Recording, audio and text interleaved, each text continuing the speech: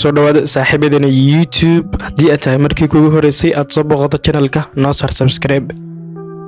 Filimkan maanta waxaan ku soo qaadanaa filim Soomaali ah oo lagu magacaabo Xaaskii Xabaalqodaha. ugu horeynba waxaynu arkaynaa in filimku uu ku bilowday Guuleed iyo saaxiibadii inay ka wada shaqeeyaan xabaalqodista. maalinka uu qof dhinto ayaga waxay u tahay farxad sababtoo ah waxa ay helayaan wax ay maalinkaas ay ku noolaadaan Guuleed iyo saaxiibadiis. intaas ka bacdi waxaa la tusayaa Guuleed oo u socda gurigiisa.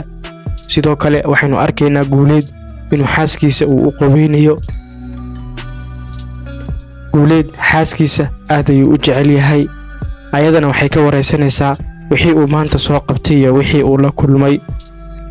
Guuleedna waxa uu uga sheekeynayaa wixii qabsaday maalintaas iyo shaqadii uu ka soo shaqeeyay. intaas ka bacdi lamaanahani waxa ay ku nool yihiin dabaqada hoose. sidoo kale Guuleed iyo saaxiibadii waxa ay yimaadeen cisbitaalka, waxaanay moodeen inuu qof uu dhintay. markii ay cisbitaalka ay soo galeen waxaa loo sheegay inuusan qofkani hadda uusan dhiman, laakiinse loo soo sheegayo.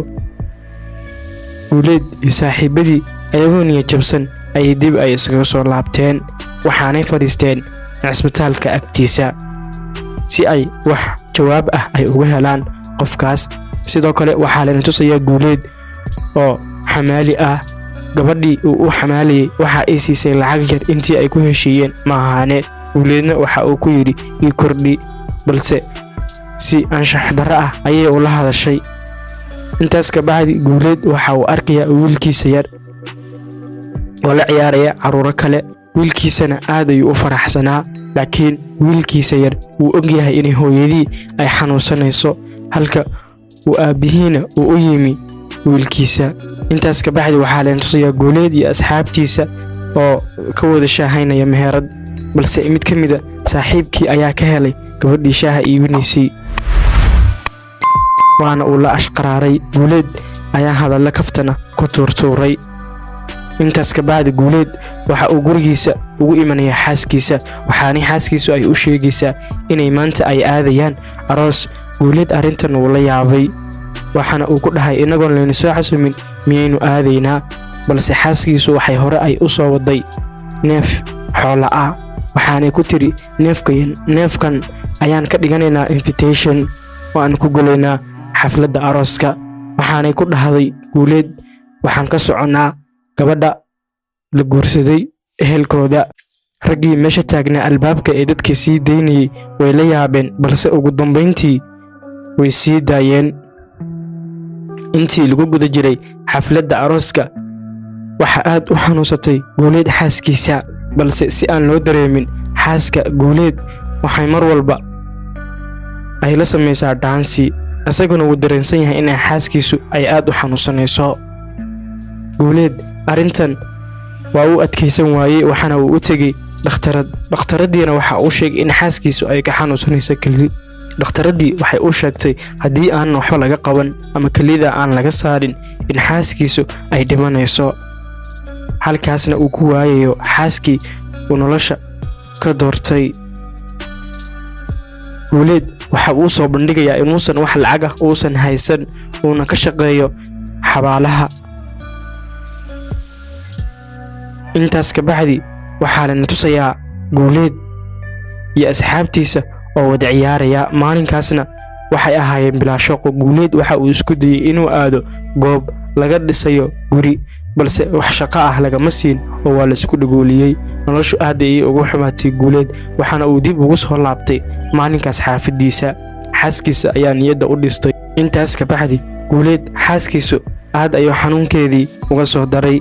Guuleedna waxa warwar ku noqotay halkii uu lacagta uu ku dabiibi lahaa oo ka keeni lahaa. xaaskiisana sidoo kale waxay mar walba dareensiisaa jacayl. subaxii Guuleed waxa uu ka soo baxay gurigiisa si uu u aado wiilkiisa yar iskuulka uu dhigto, balse subaxa ma uusan joogin wiilkiisu oo waxa uu ku ciyaarayay gaari isaga iyo ciyaal kale. habeenkii markii uu Guuleed gurigiisa yimi waxa uu la hadlay xaaskiisa waxaana uu sheegay inuusan wiilkooda yar uu maanta uusan joogin iskuulka, balse wiilkii yaraa hooyadii ayaa la hadashay waxaana u sheegtay inuu waxbarashadiisa uu ku dadaalo.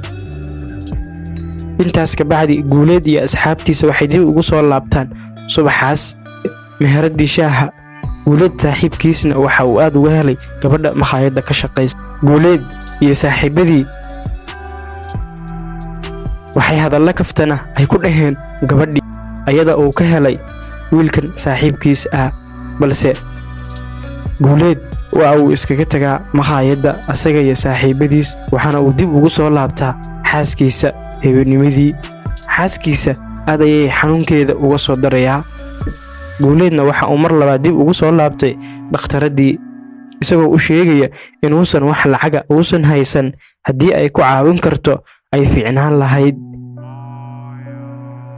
balse dhakhtaradii waxay u sheegtay inuu imanayo dhakhtar dadka qala oo kaliyaha qaabilsan.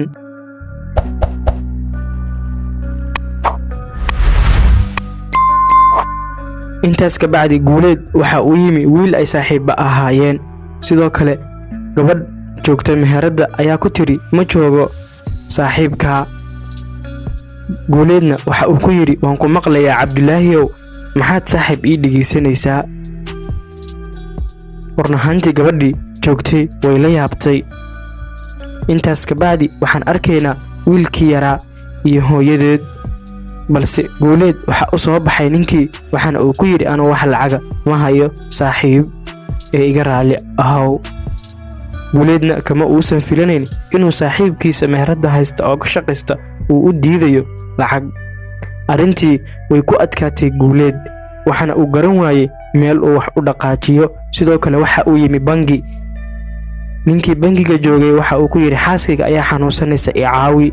wuu maqli waayay, dhagax ayuu u soo qaatay. Guuleed wuu iskaga cararay bangiga. intaas ka bacdi waxaan arkaynaa Guuleed iyo saaxiibadiis oo ay maanta ay noloshu ay u fiican tahay, waxaanay heleen meyd si ay xabaalaha u qodaan.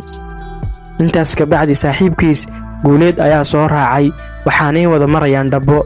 sheeko ayaa dhex martay, saaxiibkiisna wuu og yahay inay xaaskiis ay xanuunsanayso, laabta ayay isgeliyeen. balse saaxiibkiisa wuu ka warqabaa inuusan Guuleed wax lacaga uusan haysan, waxaana uu siiyey xoogaa lacag ah asaga oo ku yiri saaxiib xaaskaaga Ilaahay ha ku caafiyo, anigan intan lacag ah ayaan ka ururiyey ee intan qaado. Guuleed run ahaantii aad ayuu ugu farxay, balse xaaskiisa xanuunkeeda aad ayuu uga soo daray. Guuleed markan arrintii aad ayay walwal ugu noqotay maadaama ay xaaskiisa ay xanuunsanayso. sidoo kale wiilkiisii yaraa wuxuu ku ciyaarayaa gaari, isaga iyo ciyaal kale uu u yeeray waxaana uu ku yiri hooyadaa waad ogtahay inay xanuunsanayso, anigana waxba uma hayo. sidoo kale waad ogtahay inaan qodo xabaalaha dadka lagu aaso si aan lacag ugu raadiyo aan ku dabiibo hooyadaa. ma maqlaysaa wiilkaygiyow? qaado lacagtan yar, hooyadaana dabiib, iskana dhig nin rag ah, isna adkee. waxaana uu sheegay inuu dib ugu laabanayo tuulada ay joogaan faamiligiisa. habeenkii wiilku waxa uu yimaadaa hooyadii. Guuleedna waxa uu galay safar lug ah isagoo ku aadaya tuulada ay joogaan faamiligiisa. baabuur ayaa wadada soo maray balse muusan istaagin. Guuleed sidoo kale waxaa ka go'ay kabaha. xaafad ayuu arkay. markii uu xaafadda u weydiiyey kaba uu xirto waxa ay siiyeen kaba dumar, balse kabihii dumarka ma aysan anficin, isla markiiba wuu iska tuuray. intaas ka bacdi waxaa la tusayaa Guuleed wiilkiisii yaraa oo noloshiisu ay fiican tahay, bilaabayna shaqo. Guuleed sidoo kale waxaa lugta ka soo gaaray nabar. Guuleed wiilkiisa yar waxa uu ka shaqeeyaa baabuur dhaqista, waxaana uu raraa baabuurta. intaas ka bacdi meel saxara ah waxaa la ku tusayaa Guuleed oo ku dhutinaya ul, nabarna uu ka soo gaaray lugta. ugu dambeyn waxa uu u tagay faamiligiisii balse faamiligiisa kalama uusan kulmin weji furfuran. ayagoo dhan waxay u wada muujiyeen weji xirxirna. Guuleed wiilkiisa yar waxa uu hooyadii uga sheekeynayaa waxay uu maanta u soo arkay. hooyadiina way ka dhigaysanaysaa. sidoo kale wiilkan yar waxa uu hooyadii weydiiyay sidii ay isku barteen aabihiis, waxaanay u sheegtay aabbaha waqtiyada ka mid ah oo aan adiga ku la'akayn gaadgaad ayuu igu hayay, mar walbana wuu isoo fiirin jiray. wiilkii yara arrintan wuu la yaabay, balse aad buu u dhagaysanayay hooyadii.